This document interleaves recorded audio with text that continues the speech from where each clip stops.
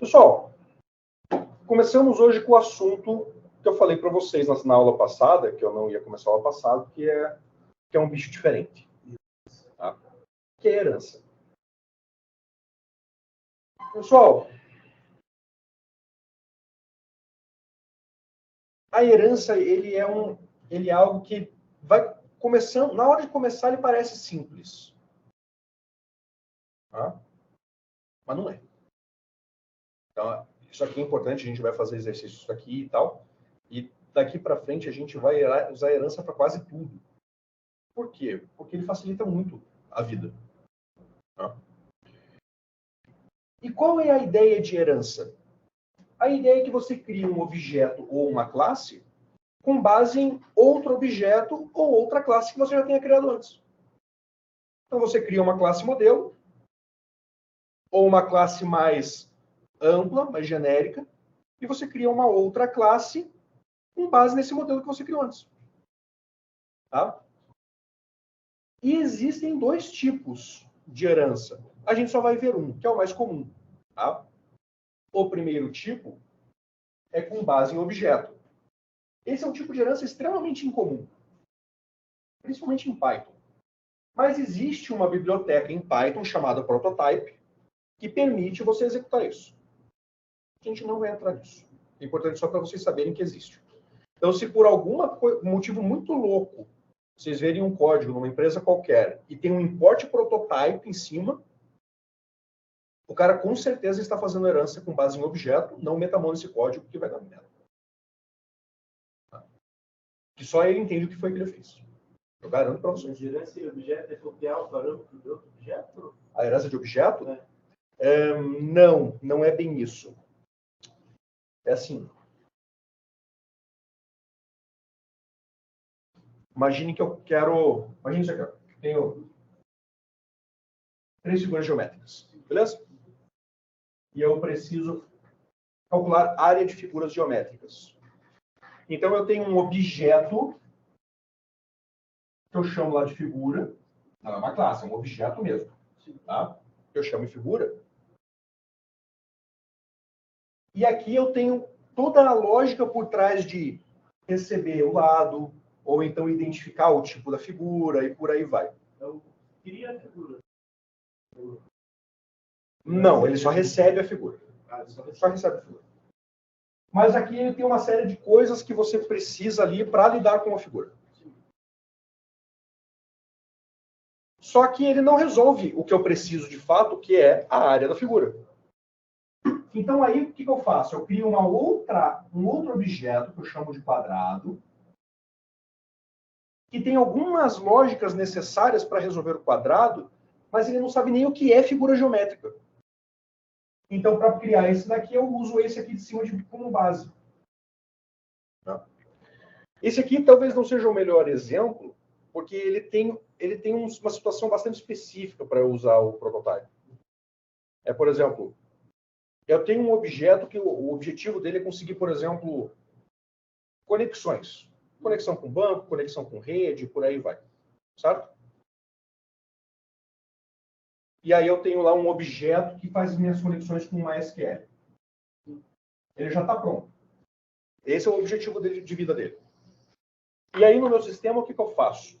Toda vez que alguém precisa se conectar com uma SQL, eu entrego esse objeto e falo, vai, use esse troço aqui. Só que ao invés de eu tirar as conexões daqui e usar fora, eu crio o meu próximo objeto com base nesse. Agora esse meu objeto novo, ele tem capacidade de conectar numa SQL por conta própria.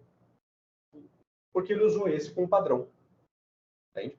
Como se aquele fosse uma matriz para a criação de outro. Isso, pode-se dizer assim. Só que em pequenas modificações, se quiser, no caso, sem modificar uma matriz. Mais ou menos. Prototype é um negócio complicado. Eu realmente não vou entrar muito no detalhe. Para mim é mais importante que vocês entendam a herança padrão, que é a herança por classe.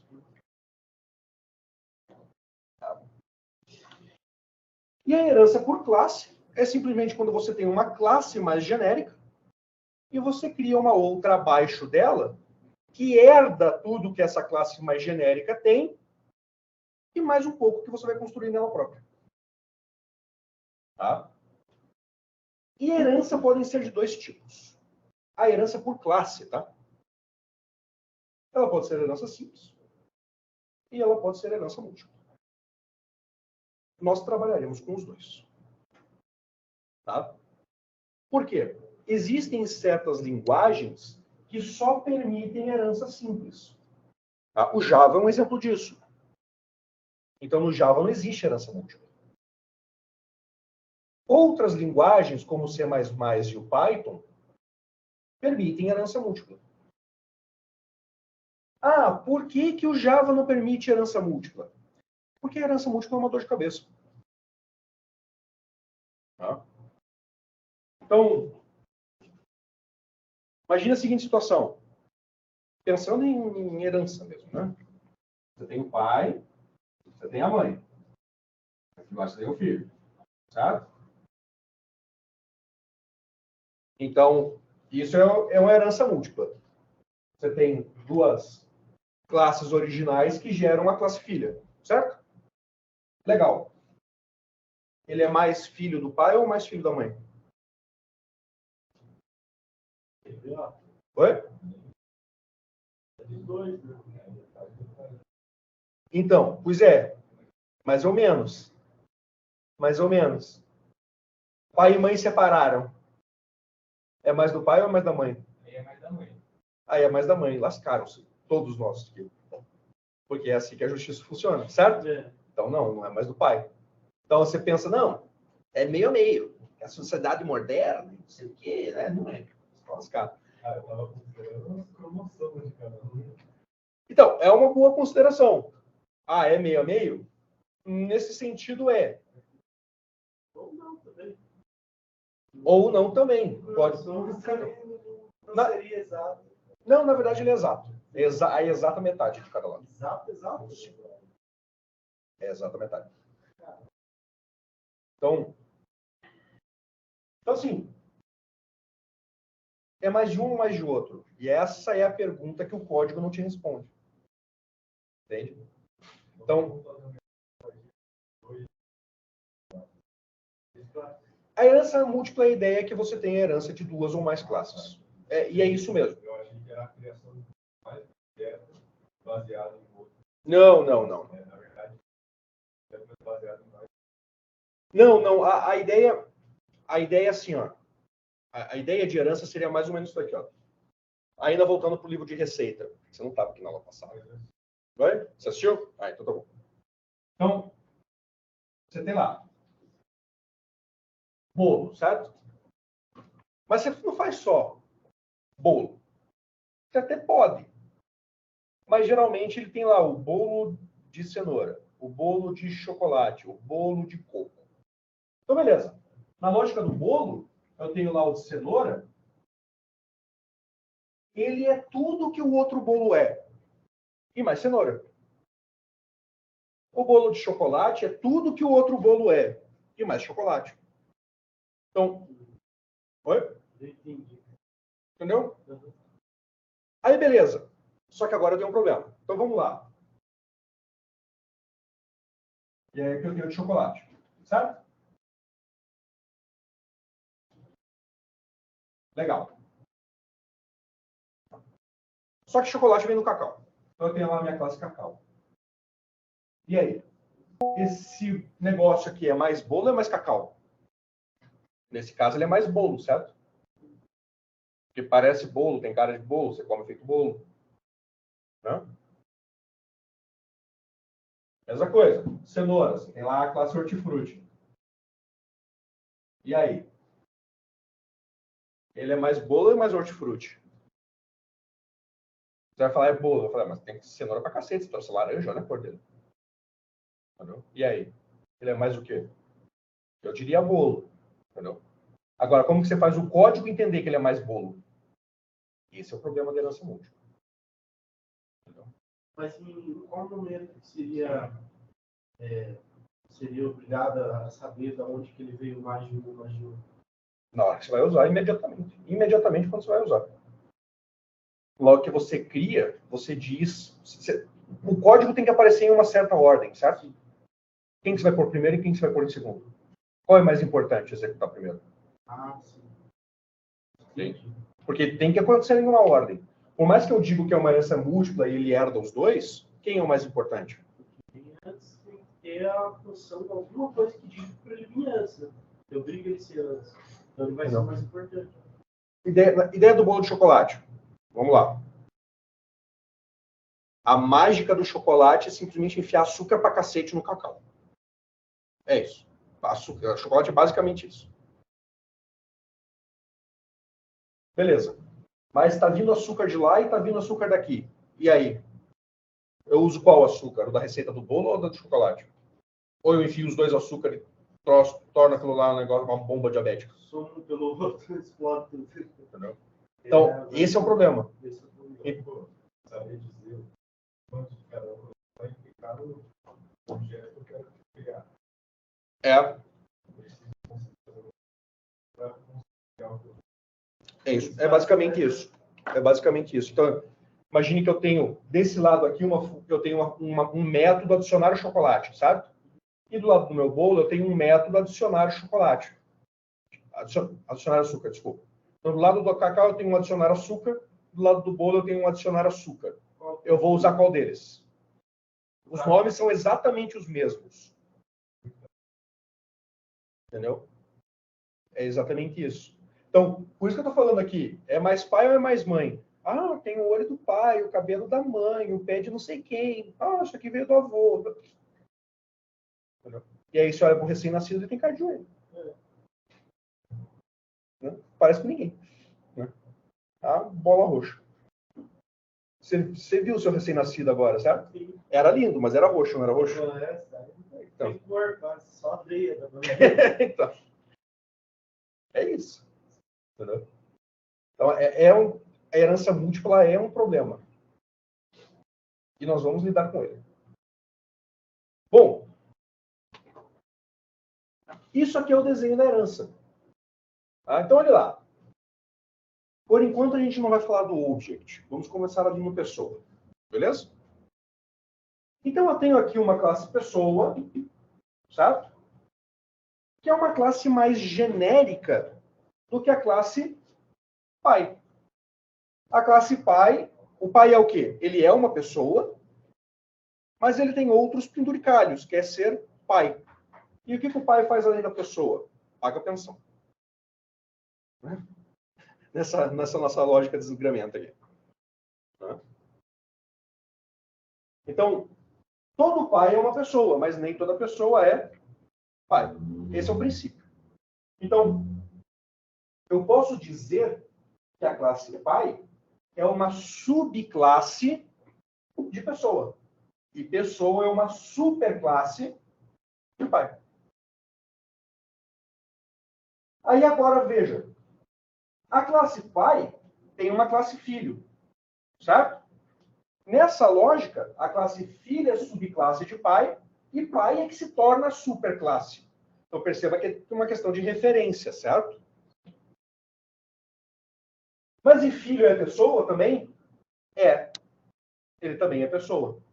Então, nessa lógica aqui, tudo que veio lá de pessoa, esse último cara aqui herda também. Tá? Por que eu chamei as classes de pai e filho? Por uma razão super simples, porque esse também é outro nome dado para superclasse e para subclasse. Então, é comum chamar a superclasse de classe pai e a subclasse de classe filha. Inclusive, é muito mais comum chamar, quando você está discutindo isso com outro programador, é muito mais comum chamar desta forma.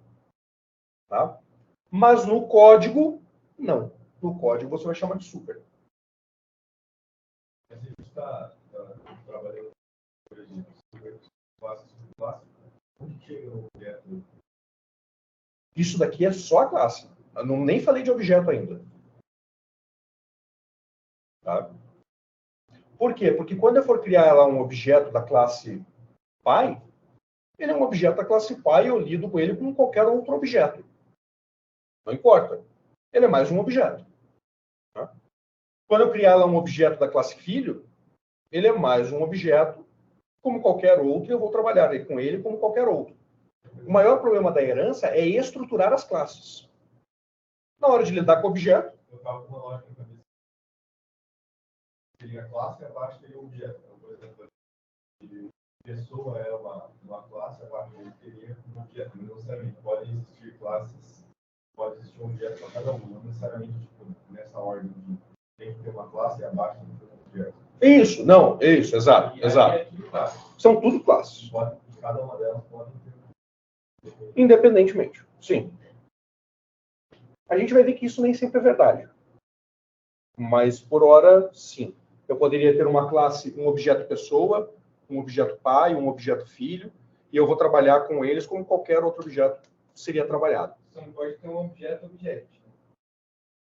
Na verdade, eu posso. Pode?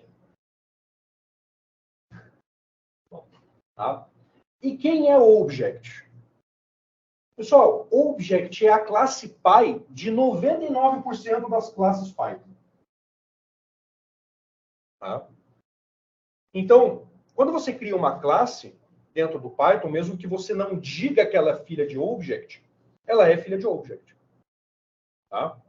Então, aqui está escrito object, não é porque ela é um objeto, o nome da classe é object. Tá? Isso daqui, em outras linguagens, também funciona muito parecido. Então, no Java, por exemplo, toda classe que você cria, ou melhor, 99% das classes que você cria, são classes filhas de object, mas você não precisa dizer isso. Né? O interpretador já sabe. Existe uma classe acima de todas. Exato, exato. E por que eu estou citando isso para vocês? Porque esse é o padrão típico de pergunta de concurso. Mas se ele sabe, então tudo se declara. Não, eu não preciso dizer que aquela classe é filha de object. O código sabe. Então, É implícito. declarar a classe object. Não, de forma alguma. De forma alguma. Você não mete a mão na classe object. Tá? Lembra que eu citei na aula passada, quando eu estava falando de construtor, que eu falei, ó, mesmo se você não criar o construtor, ele existe. Ele está lá. Você não precisa dizer que o construtor existe para que ele exista. Significa que você simplesmente não modificou ele. Por quê? Porque o construtor vem de object. Lá dentro tem um construtor e todo mundo herda o construtor padrão. Tá? Então, a classe object, ela é, em essência, uma classe que tem uma descrição de como classes funcionam. É basicamente isso. Tá? Então, olha, neste exemplo que não é mais animado. Tá? Eu tenho uma classe veículo, certo? Mas carro, moto e caminhão, eles também são veículos, certo? O que acontece aqui?